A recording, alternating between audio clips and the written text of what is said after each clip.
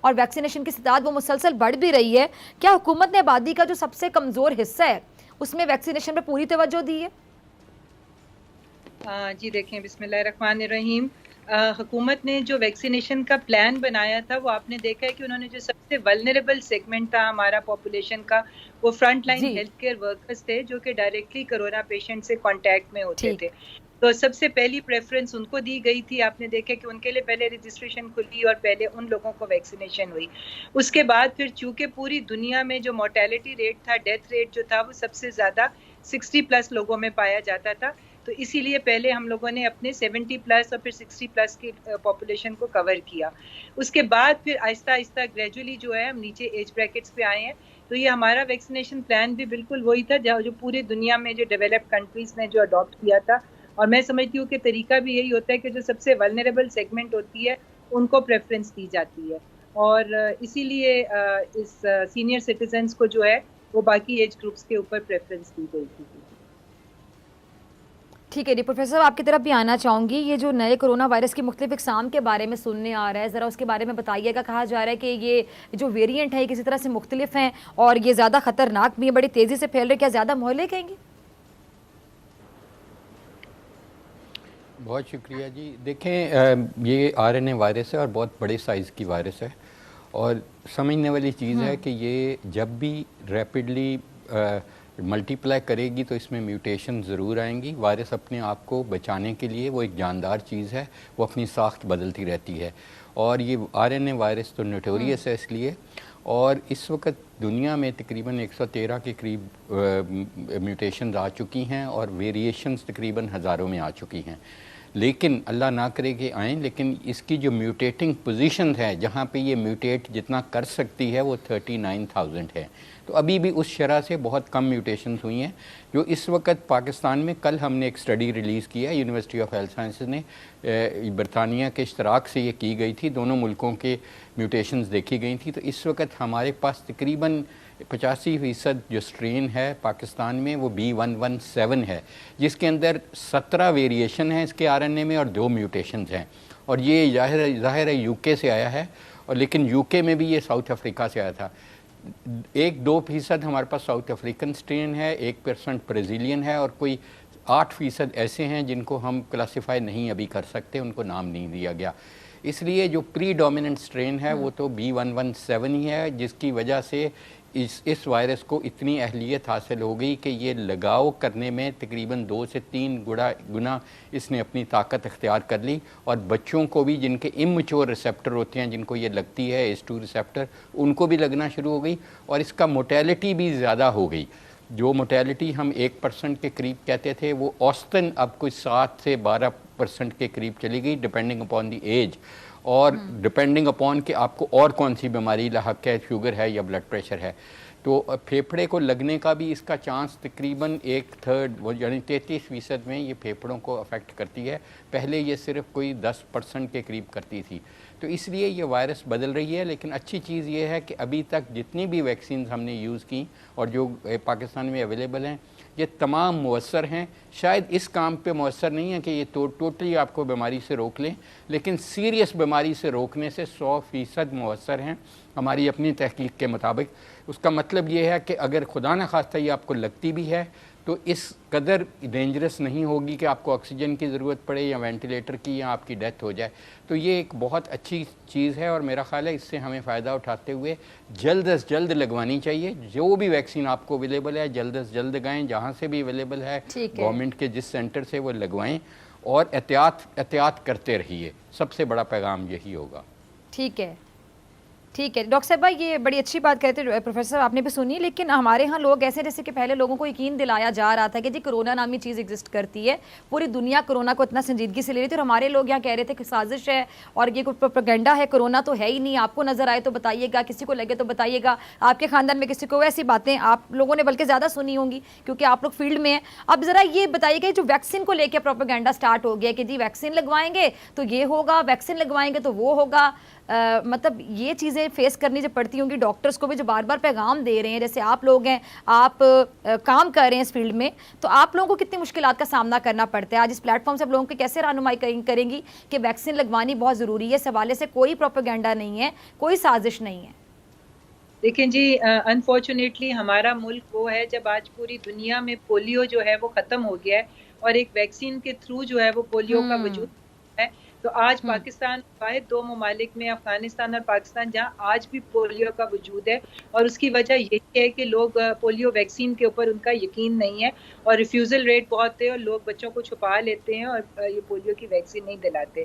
دنیا میں دیکھیں آج تک جتنی بھی وبائیں آئی ہیں, جس کہ آپ ایک دیکھ لیں کہ اسمال پاکس ایک ایسی بیماری تھی جو کہ جان لیوا تھی, مگر اس کا خاتمہ دنیا سے تب ہوا جب اس کی ویکسین بنی اور وہ ویکسین استعمال ہوئی. تو ہمارے پاس یہ سارے ایویڈنسز موجود ہیں کہ اس قسم کی وبا کا اور کوئی حل نہیں ہے سوائے اس کی کہ ویکسین لگائی جائے. اور یہ ویکسین جو ہے, یہ آپ کو ڈاکٹر صاحب, پروفیسر صاحب زیادہ بہتر بتائیں گے کہ یہ ایک ان ایکٹیویٹڈ فارم آف وائرس ہے.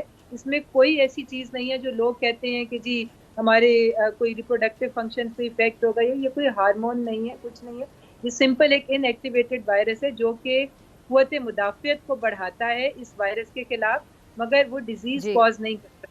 تو لوگوں کو یہ سمجھنے کی ضرورت ہے کہ یہ بالکل ایک ہارم ہے جس کے فائدے ہیں, نقصان اس کا کوئی بھی نہیں ہے.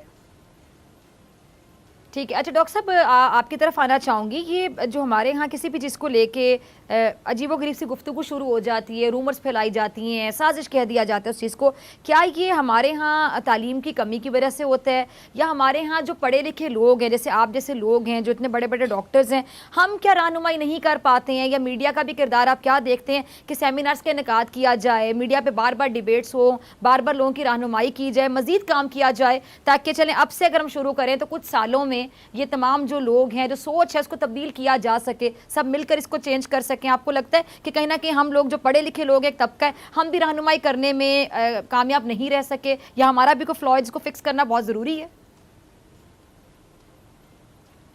دیکھیں فضا, آپ نے اور آپ کے چینل نے اور باقی بھی چینلوں نے جتنا ٹائم اس ایشو کو دیا, میرا نہیں خیال کہ جب سے آپ لوگ وجود میں آئے ہیں کسی بھی ایشو کو اتنا ٹائم دیا ہو.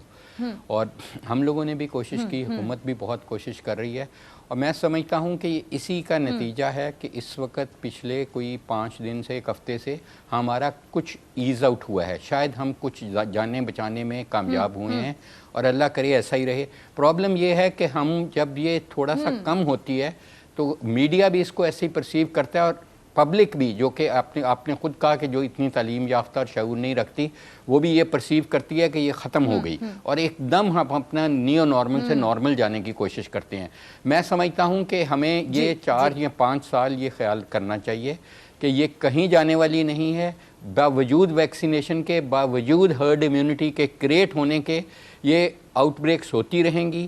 چاہے کچھ ممالک نے, چاہے اسرائیل ہے, چاہے نیوزی لینڈ ہے, چھوٹے ملک ہیں, انہوں نے ہرڈ امیونٹی کریٹ کر کے اب نارمل میں چلے گئے ہیں, لیکن وہ اس وقت گئے ہیں جب ان کی 90% آبادی یا 75% سے ابو ویکسینیٹ ایکٹیولی ہو چکی ہے. ہمارا ملک دنیا کے بہت بڑے ملکوں میں آتا ہے آبادی کے لحاظ سے, اس لیے ہمیں صبر کرنا پڑے گا. ادروائز ہم خواہشات کی اگر قربانی نہیں دیں گے تو جانوں کی قربانی دی جائے گی. اور میرا خیال ہے کہ ہمیں نیو نارمل میں رہنا, فزیکلی, مینٹلی اور سائیکلوجیکلی اور فائنینشلی اپنا سروائیو کرنا ہے. اس لیے یہ سب سمجھ لینا چاہیے کہ یہ صبر ازما چیز ہے, اور ہمیں صبر کا دامن ہاتھ سے نہیں چھوڑنا چاہیے, بیکاز سٹیک بہت بڑی ہے. سٹیک ہیومن لائف ہے, اور جس نے ایک زندگی بچائی اس نے انسانیت بچا لی. اس لیے میڈیا کی بھی جو پالیسی ہونی چاہیے وہ یہ نہیں ہونی چاہیے کہ جب یہ اسکلیٹ ہوتی ہے, جب ہیڈ لائنز بنتی ہیں تو میڈیا اس پہ پروگرامز کرتا ہے. جب یہ تھوڑی سی کم ہوگی میڈیا بھی بھول جائے گا, عوام بھی بھول جائے گی, کیونکہ عوام بہت زیادہ ہماری افیکٹ ہوتی ہے ہمارے بہت زیادہ وائبرنٹ میڈیا سے, اسپیشلی آپ جیسے اینکر سے. تو اس لیے اس کو ایک سسٹینڈ پالیسی کے طور پہ رکھنا چاہیے. ہمیں عوام کو یہ شعور دیتے رہنا چاہیے, ورنہ عوام ہماری انفارچونیٹلی ایشو بیسڈ ریئیکشن ہے. تھوڑا سا کوئی ایشو آتا ہے تو اس پہ ریئیکٹ کرتے ہیں, پھر وہ بھی بہت جلدی, بہت چھوٹی میموری ہے ہم لوگوں کی, تو اس لیے وہ بھی بھول جاتے ہیں. تو اس لیے میڈیا کو کانسٹنٹلی ایک پیغام اور رابن کرنا پڑے گا، اور اچھے مؤثر پیغامات آپ کے ڈراماز کے ذریعے، آپ کی ایک پوری کمپین چلنی چاہیے حکومت کے ساتھ، ڈاکٹروں کے ساتھ مل کے میڈیا کی، تاکہ وہ دیکھیں کہ اگلے 4 سال ہم نے کس طرح سروائیو کرانا ہے اور کس طرح زیادہ کامیاب ہونا ہے، زیادہ سے زیادہ زندگیاں بچانے میں۔ ٹھیک ہے، اچھا ڈاکٹر صاحبہ آپ کی طرف آنا چاہوں گی۔ وزیر اعظم صاحب نے بھی کہا ہے کہ جی ہماری بات چیت جاری کہ پاکستان کے اندر بھی ویکسین بنائی جائے، اور انشاءاللہ پاکستان میں ویکسین بنانے سے متعلق خوشخبری دیں گے، تو یہ خوشخبری کب تک مل سکتی ہے پاکستانی عوام کو؟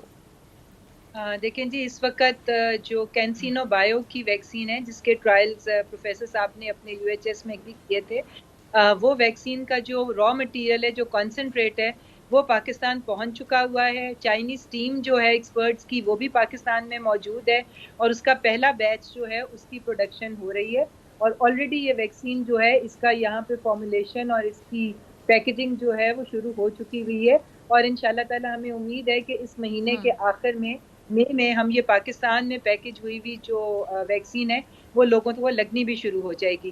تو آلریڈی اس کا پروسیس NIH اسلام آباد میں شروع ہو چکا ہے، اور جو ضروری مشینری تھی وہ بھی آ گئی ہوئی ہے۔ جو چائنیز ٹیم پہلا بیچ جو ہے وہ اپنی سپرویژن میں بنا رہی ہے، اور اس وقت اس کے جو ٹرائلز ہیں اس کی ایفیکیسی کو دیکھنے کے لیے اور اس کی سیفٹی کو وہ کس طرح کا بیچ بنے، وہ ٹرائلز اس وقت اس کی ٹیسٹنگ ہو رہی ہے، اور انشاءاللہ تعالیٰ وہ جیسے ہی اپروو ہوتا ہے تو یہ لوگوں پر استعمال ہونی شروع ہو جائے گی۔